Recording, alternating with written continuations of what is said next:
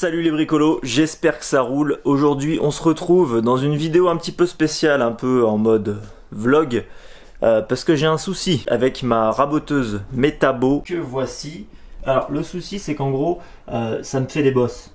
Dans ce sens là c'est léger mais c'est pas tolérable en fait.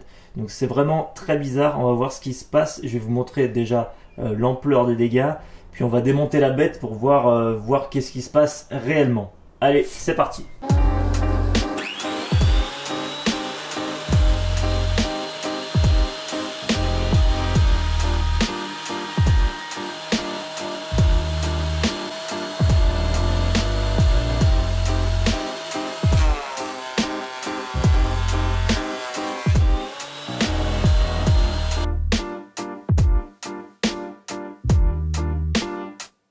Donc vous avez entendu la différence de bruit entre la première passe et la deuxième passe. Quand je le passe de ce côté-là, ici, ça fait vachement plus de bruit que quand je le passe de l'autre côté. Donc il y a clairement un problème et l'état de surface est absolument dégueulasse. Voilà, hein, vous avez vu les images, il y a un énorme trou. Donc je pense, la seule explication que j'ai, c'est qu'il y a un problème au niveau des fers. Il doit y avoir un fer ou les deux qui sont voilés. Pour quelle raison ? Je sais pas, on va le découvrir tout de suite. On va ouvrir et on va regarder. Sachant que je n'ai pas encore changé les fers depuis que je l'ai acheté il y a 1 an et demi. Voilà.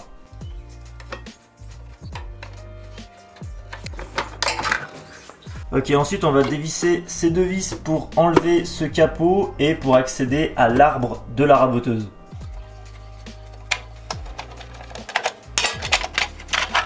Et voici donc l'arbre de la raboteuse, juste ici. Donc sur ce modèle là on a deux fers qui sont de chaque côté de l'arbre. Cette partie noire qu'on voit c'est le contre-fer et l'arête qu'on voit brillante ici c'est le fer, c'est la partie tranchante qui dépasse. Donc de ce côté rien à signaler, hein, tout est en bon état, il n'y a pas de souci. On va regarder de l'autre côté.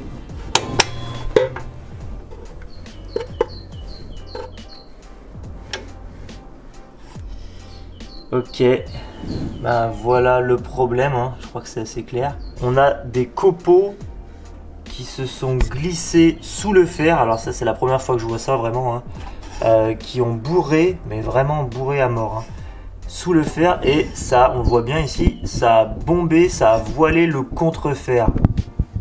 Donc forcément, le fer n'est plus droit, donc ça rabote tordu quoi. Super! Génial. Bon, on va démonter ça et puis voir ce qu'on peut faire.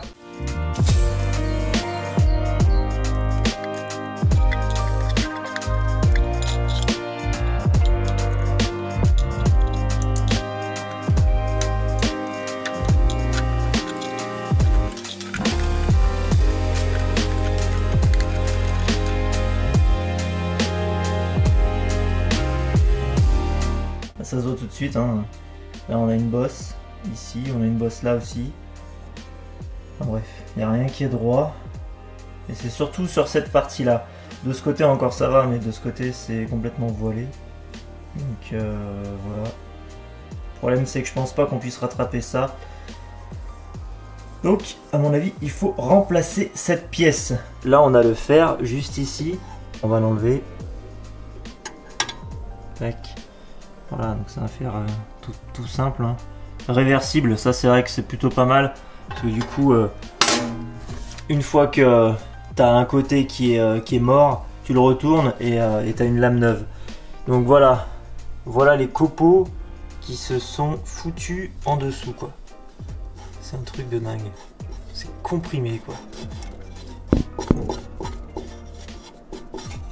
Dites-moi en commentaire si vous avez déjà eu ce problème avec ce modèle de raboteuse ou avec un autre, peu importe, parce que ça m'intrigue vraiment et je pensais même pas que c'était possible que ça puisse arriver, sachant que j'utilise toujours un aspirateur à copeaux, hein, comme ça, toujours, donc bon, des fois ça bourre, ça arrive, mais c'est pas lié à l'aspirateur parce qu'il aspire à mort, c'est plutôt lié au système d'évacuation des copeaux de la raboteuse, qui je trouve est pas optimal, mais bon après ça c'est que mon avis. Le problème c'est ça, voilà, le problème c'est qu'il y a des copeaux qui se mettent sous le fer, qui du coup tordent le fer. Bon, le fer est plutôt flexible, donc le fer n'est pas voilé, c'est le contre-fer qui s'est voilé.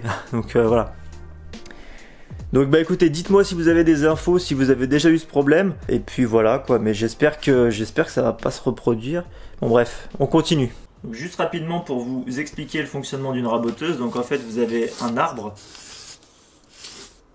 C'est une sorte de cylindre hein, si vous voulez.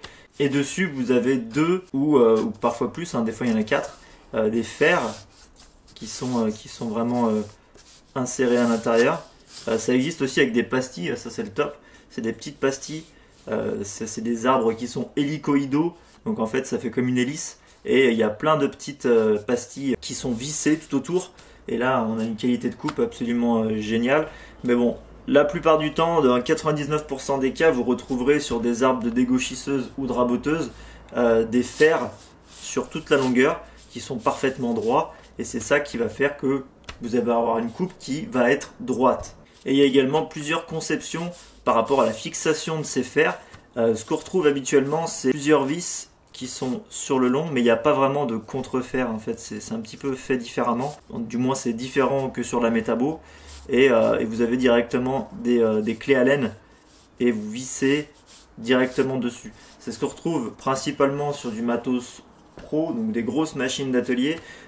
Et c'est clair qu'avec ce système-là, il ne peut pas y avoir ce genre de souci, quoi. Là, le souci, c'est vraiment qu'il y a une plaque de métal, donc ce qu'on appelle le contre-fer, la partie noire que je vous ai montré, qui est vissée par-dessus. Et je sais pas par quel moyen, je sais pas comment c'est possible. Hein, franchement, je suis vraiment très étonné que ça puisse arriver, surtout sur du matos de cette qualité qui est quand même pas de l'entrée de gamme. Et du coup, la raboteuse, donc vous avez la planche, la table de base où vous allez mettre votre bois qui va arriver comme ça, d'accord, dans cette direction, et au milieu vous avez l'arbre qui est ici, ok, qui va tourner dans ce sens là en opposition au sens d'arrivage du bois. Tac, vous avez les fers comme ça, voilà, et ça va enlever une fine couche de bois sur tout le long. Voilà.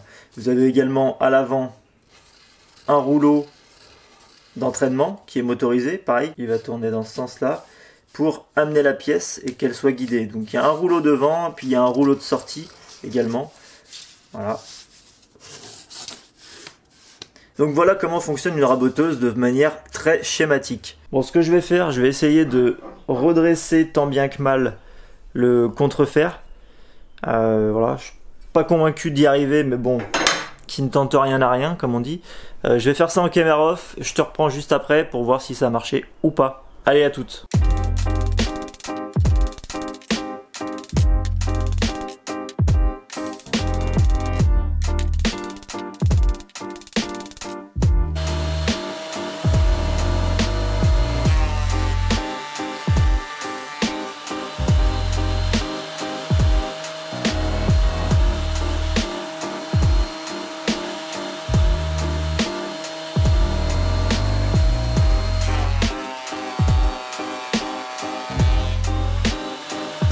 Bon, comme vous avez dû entendre, ça n'a pas fait un joli bruit. Enfin, ça a fait le même bruit que d'habitude. Donc bon, voilà. Je suis bloqué du coup. Ça me fait bien chier, mais c'est comme ça. Je suis bloqué parce que j'avais des trucs à faire avec la raboteuse parce que je m'en sers tout le temps. Et là, elle est hors d'usage, hein, malgré tous mes efforts. C'est pas jouable, je suis obligé de faire un SAV. Heureusement, elle est garantie, hein, garantie 3 ans, donc ça c'est plutôt cool. Ça fait à peu près 1 an et demi que je l'ai. Donc je vais faire un SAV pour qu'on me renvoie un contre-fer neuf et droit et prier pour que ça se reproduise plus jamais. Sinon, à part ça, je vais vous montrer ce que j'ai reçu ce matin. Donc c'est ça, Abranet Mirka. C'est franchement, c'est vraiment le meilleur abrasif qui existe sur le marché actuellement. Bon, il y a d'autres marques, mais ça fait partie des meilleurs. Ça se présente comme ça. L'intérêt en fait, c'est que du coup, c'est pas perforé, mais c'est micro-perforé de partout. Vous voyez, c'est transparent quoi. L'aspiration est maximisée et la longévité est vraiment exceptionnelle parce qu'il me semble que les grains abrasifs sont faits avec de la céramique, donc ça s'encrasse beaucoup moins aussi. Et voilà, c'est super. Donc ça, j'ai commandé sur Abrasif Online, sans leur faire de pub. C'était vraiment, ils sont vraiment super sympas. J'ai commandé il y a 2 jours et j'ai reçu ce matin, donc c'est vraiment rapide. Surtout en ces temps de confinement, c'est très appréciable. Donc j'ai pris du 80, du 120, du 180 et du 320. Puis là c'est des paquets de 50, donc je vais te dire, il y a vraiment de quoi faire. Et je suis d'autant plus dégoûté que j'avais prévu de raboter la console que je suis en train de faire, que j'étais en train de filmer avec l'époxy. Je sais pas si tu as vu sur les réseaux sociaux, sur Facebook, j'avais mis des photos. J'avais fait le démoulage et là il me restait à faire le surfaçage. Et vu que ça fait 30 cm de large, je pouvais le passer dans ma raboteuse, ce qui était beaucoup plus rapide et plus facile plutôt que de faire un surfaçage au routeur sled comme j'avais fait sur la table basse. Donc voilà, donc là le problème c'est que du coup j'ai voulu le faire, l'état de surface est dégueulasse et bah du coup il y a des trous, enfin c'est pas régulier comme je t'ai expliqué tout à l'heure. Donc là clairement j'ai deux options, soit j'attends de recevoir le contrefer neuf du SAV de la raboteuse et je repasse à la raboteuse, mais bon faut falloir attendre et pendant ce temps là bah, les vidéos ne sortent pas parce qu'en fait c'est aussi pour ça qu'il n'y a pas eu de vidéo la semaine dernière, c'est que le projet que je suis en train de faire, la console que je suis en train de faire, j'avais pas envie de la faire en deux parties, je préfère la faire en une seule vidéo, mais forcément ça prend énormément de temps, rien que la coulée, le temps de séchage de cette résine, parce que j'ai utilisé de l'écopoxy, c'était 4 jours.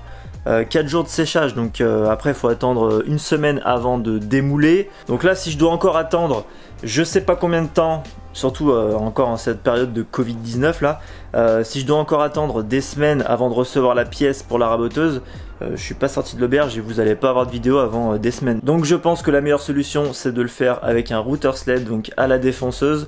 Et d'ailleurs j'ai acheté un routeur sled professionnel en aluminium.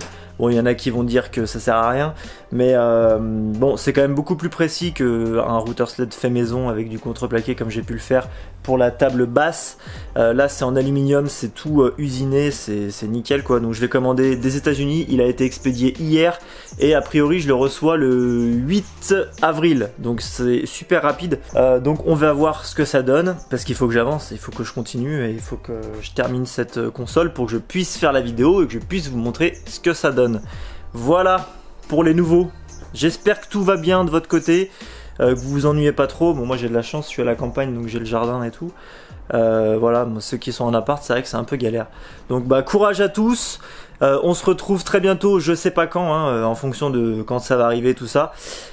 Et je vous dis à la prochaine. Allez, salut!